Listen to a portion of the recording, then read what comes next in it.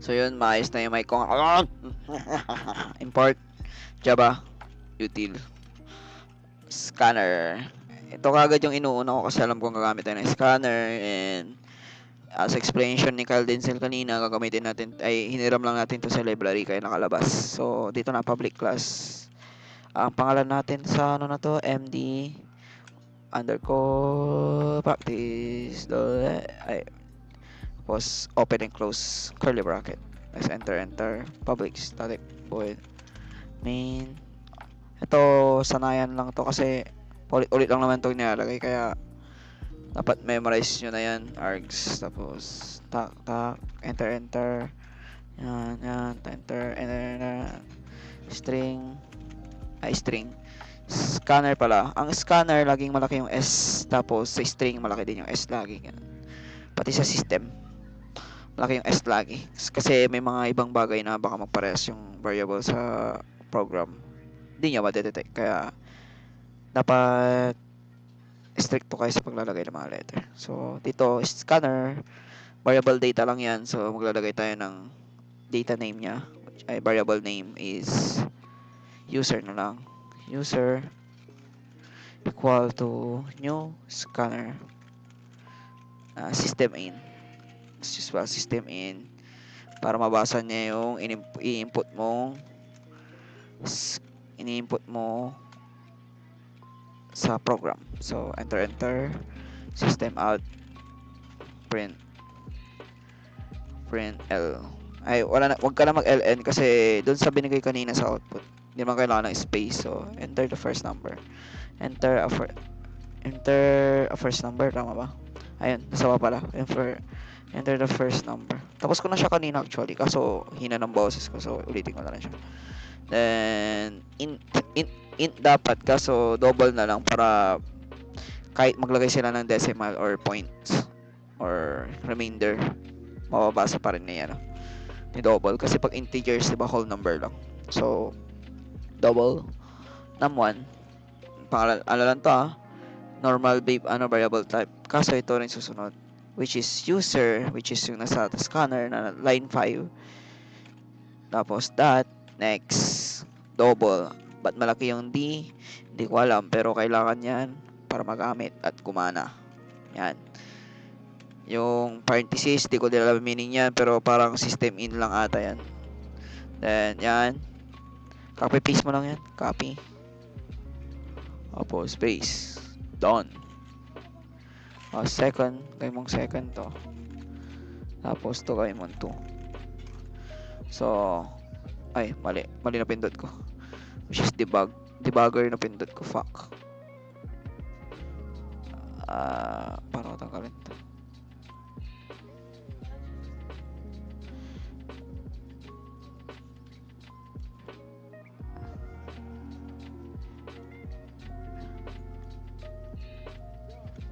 Ito pala.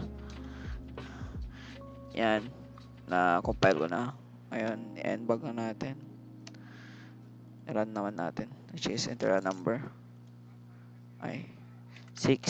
Okay, nag-enter na yung dalawang number. So, ngayon naman, bigyan natin sila ng kwenta. So, una muna is, bibigyan mo na ng buhay kung ano yung mga choices na pwede niyang piliin. Parang simple calculator to. Dito kailangan mo na ng ln kasi spacing nila. So, select operation. Tak. And then, kahit wag na pala to. So, copy mo lang to, tapos magawa ka ng 4 para ganito. Kasi, 4 yung operation na gagamitin natin. Bali, tab yung ginagamit ko para instant space siya. So, bibigyan mo siya ng number. Number 1, addition.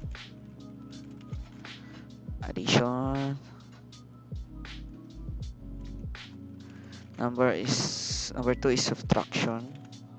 Mali ata spelling ko lang. Number 3 is multiplication. And lastly is 4 is division. So ngayon, wala pa silang buhay. So ngayon, lalagyan natin silang ng kwenta, ng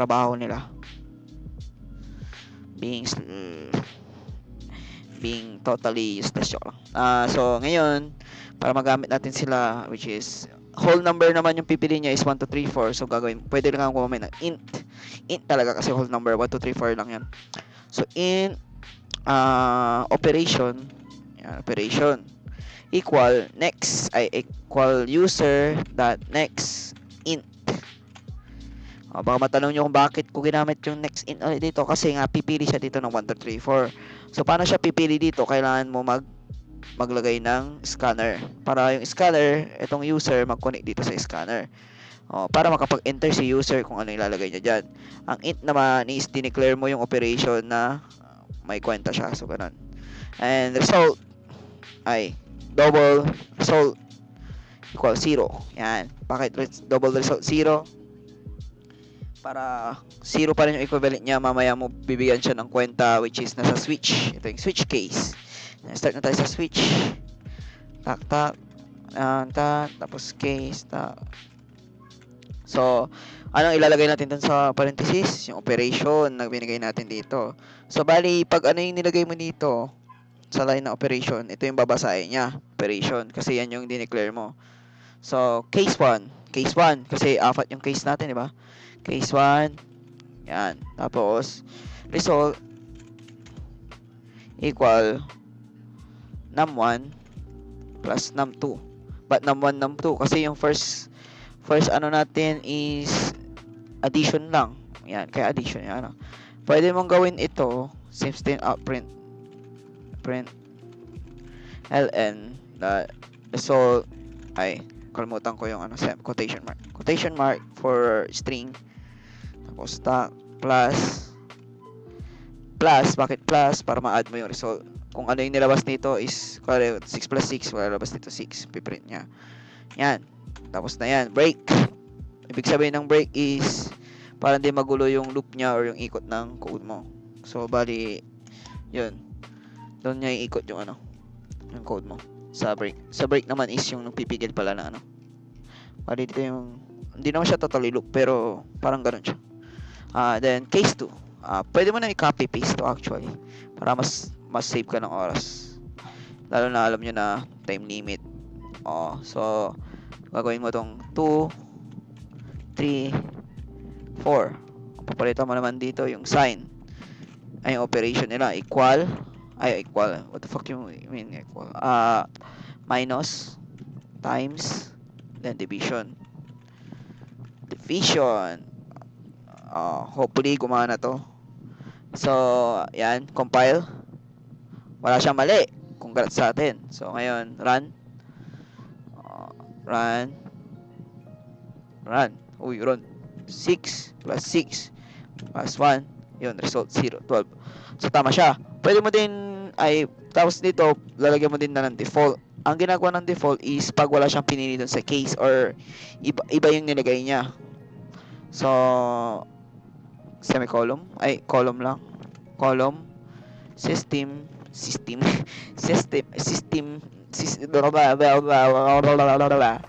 yan, system print ln. Dito naman ipiprint niya si invalid. Kasi nga wala naman siyang choices na, kunwari nilagay mo is 5, wala namang choice na 5, so mag-invalid siya. And then return. Yan. Bakit ko ginamit yung return? Para bumalik sa una or hindi siya magkagulo-gulo sa ulit. Ganun yung ginagawa ng return. Pero pwede din break pa rin dito. Pero return ang most lang ginagamit. Yan. So, kunwari 5 yung nilagay niya, di ba? 5 na yung pinili niya. 6 plus 6 o 5 o invalid.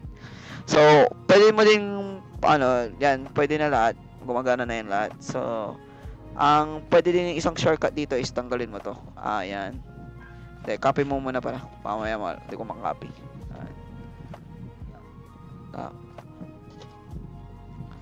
Yan. Ilabas mo lang dito. Yan. Yan, meron ng kwenta yung result dito. Dito lang piprint si result. Yan. Wala pa rin mali. Exactly. Baka si Kyle to. Yan, 6, 6. Plus 2, 0. Run ulit natin. 34 plus 35 4. Ayan, 0. Yan. Wait, what? Division pala siya. Kaya pala di pa times.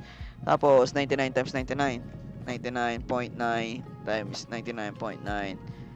Multiplication. Yun, yung equivalent niya. So, yun lang naman. Para mas mapadali yung trabaho nyo, malas yung oras dito. Yan. Lagay mo na lang yung result dito. Yan lang naman. Thank you. Pag di nyo naintindihan, chat nyo lang ako. Thank you very much.